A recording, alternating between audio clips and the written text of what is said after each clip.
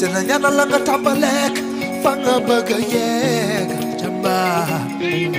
Marawach, degala gine warul tit, mom duragal, jamba. Marawach, mondi buru albe.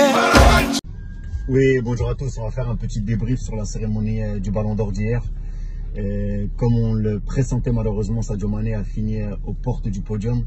Alors, on ne va pas répéter ce que tout le monde a dit. On sait très bien que c'est un scandale sans nom que Sadio Mané ne soit pas lauréat de ce Ballon d'Or. Au-delà de cela, même il ne finit même pas dans les 3 premiers. On lui a préféré Van Dijk et Lionel Messi. Alors, pour revenir sur le cas de Sadio Mané, rapidement, on a vu qu'il n'était pas présent à la cérémonie. Il a mis une petite vidéo pour dire que il avait match mercredi. Il préférait se concentrer sur cet événement. Je pense qu'il a très bien fait. À partir du moment où on minimise ses performances, lui aussi il minimise l'événement. Et il a bien fait de ne pas se présenter là-bas. Pour moi, lorsqu'on proteste, on dit non. Et voilà, il ne va pas juste venir là pour s'asseoir, regarder les autres récolter des prix quand il n'était même pas nominé dans le FIFA de Best, quand il n'était même pas dans l'équipe type de la saison de l'année dernière. Donc à un moment, la farce, il faut qu'elle s'arrête. De toute façon, ce n'était pas le seul. Beaucoup d'Africains ne se sont pas présentés. Et je pense qu'ils ont brillé par leur absence. Voilà, donc ça c'était pour remettre les choses dans leur contexte. J'ai entendu certaines personnes le critiquer. Moi, je pense qu'il a très bien fait. Et il prend de plus en plus position. Donc voilà, bien concentre-toi sur ce que tu sais faire, Sadio, c'est-à-dire être efficace et bon sur le terrain. Ça, c'est la première des choses. Ensuite, on va parler bien évidemment du vote des Africains, parce que c'est là où le bas blesse. Alors on attendait avec impatience ce vote-là. Quand on voit que des grands pays du football, mais je dis bien des grands pays du football, qui sont le Cameroun, le Ghana et la Côte d'Ivoire, pour ne citer que, n'ont pas mis Sadio Mané en tête de liste, je me pose des questions. Si je ne m'abuse, le Cameroun a voté pour Van Dijk, le Ghana a voté pour Messi, et la Côte d'Ivoire a voté pour Alisson. Comment la Côte d'Ivoire peut voter pour Alisson? Comment un joueur, un gardien de but, a-t-il pu faire plus que Sadio Mané, notre frère sénégalais? C'est là où vraiment j'ai du mal à comprendre. Sans parler des pays comme l'Éthiopie, je pense qu'il a classé Sadio Mané 5e, le Cap-Vert 4e, et j'en passe. Le Maroc, nos frères marocains que l'on aime énormément, qui ont voulu qu'on soutienne leur campagne pour la Coupe du Monde. Alors vous voulez le soutien de l'Afrique, vous voulez que les gens vous soutiennent, mais lorsque vous devez soutenir Sadio Mané, vous ne le mettez pas premier sur le continent.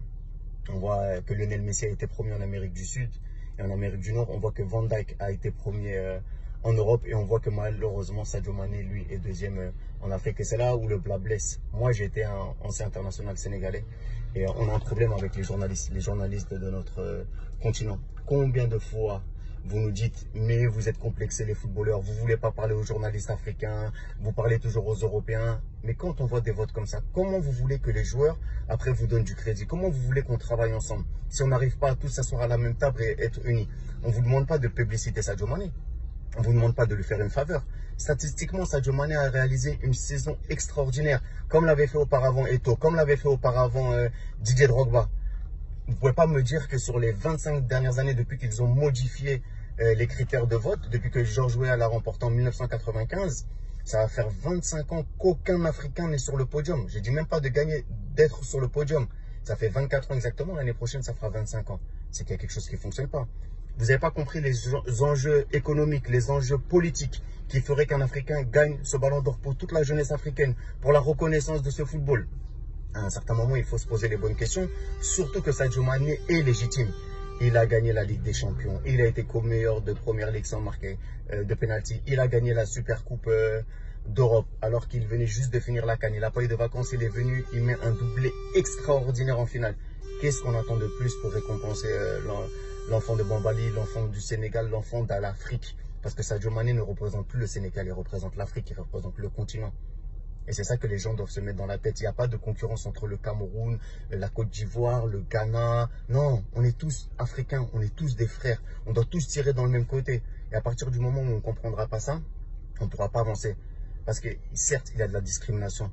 Moi, je ne peux pas comprendre un Européen ne puisse pas mettre Sadio Mané numéro 1. On voit bien dans le vote de France Football qu'en France, on a mis Sadio Mané numéro 1. Et c'est pas parce qu'ils sont européens qu'ils doivent voter pour Van Dijk ou parce qu'ils sont sud-américains qu'ils doivent voter pour Messi. On doit voter pour le plus méritant. Mais si nous-mêmes, on ne montre pas l'exemple, les autres ne vont pas suivre.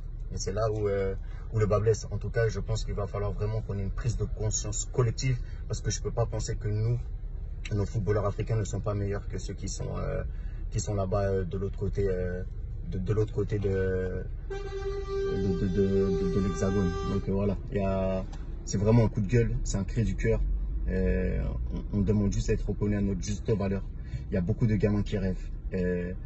Cette distinction, on sait qu'il y a beaucoup de lobby derrière, mais voilà, c'est pas en restant assis et en dénonçant sans travailler qu'on va pouvoir faire avancer les choses. Quoi qu'il en soit, Sadio Mané, continue à travailler, continue à être celui que tu es. Voilà, on a énormément de talent sur le continent et il va falloir qu'à un moment on puisse s'unir parce que si on ne s'unit pas, on pourra pas aller de l'avant malheureusement. Voilà, et sur Lionel Messi, bien sûr c'est un beau lauréat, c'est son 6e ballon d'or, c'est un joueur extraordinaire. Comme Cristiano Ronaldo, ils nous font rêver tous les deux. Mais si vous regardez les moments clés, et en fait c'est ça qu'on dénonce, c'est que sur les moments clés cette saison, vous pouvez me dire tout ce que vous voulez, me parler par A plus B, qu'il a marqué 50, 100, 200. Sur les moments clés, il n'a pas été décisif. Quand il a fallu marquer un seul but face à Liverpool, qui était sans Firmino et sans Salah à Anfield pour aller en finale de Ligue des Champions, ils ont pris 4-0 et il est sorti par la petite porte. Quand ils ont joué avec la Copa América, lui qui doit guider cette équipe d'Argentine, lui qui est le meilleur joueur du monde, et ils ont perdu 2-0 en demi-finale face au Brésil. Le Brésil qui était orphelin de son meilleur joueur, Neymar. Ça fait combien de temps que Barça n'a pas gagné une Ligue des Champions? Ça fait combien de temps que le Barça n'a pas gagné une Ligue des Champions? Pourquoi? Parce qu'il faut être décisif. Il faut être décisif dans certains moments. Et l'année dernière, vous pouvez me dire tout ce que vous voulez, Messi n'a pas été décisif. En finale de Coupe du Roi, il a perdu également face à Valence. Donc sur 4 compétitions dans lesquelles il était engagé, il n'a gagné que la Liga. Alors oui, il a eu des statistiques extraordinaires au niveau de ses buts et de ses passes décisives. Mais un grand joueur, c'est dans les grands moments. Dans tous les sports. Le money time, que ce soit au basketball, que ce soit au foot, que ce soit dans d'autres sports collectifs. Bien sûr, c'est une distinction individuelle, mais l'individu doit faire briller le collectif. Et en faisant briller le collectif, tu dois ramener des trophées. Chose que Lionel Messi n'a pas faite, malheureusement, même si ça reste un don de Dieu. Voilà. Mettons en avant nos joueurs, unissons-nous et veillons à ce que demain, nous puissions enfin avoir certaines distractions, parce que si on continue avec cette mentalité, malheureusement on sera toujours les derniers de la classe. Voilà, allez, passez une bonne journée et voilà, on continue à parler, à lutter et en espérant que on puisse un jour ou l'autre tous tirer du même côté. Ciao, ciao.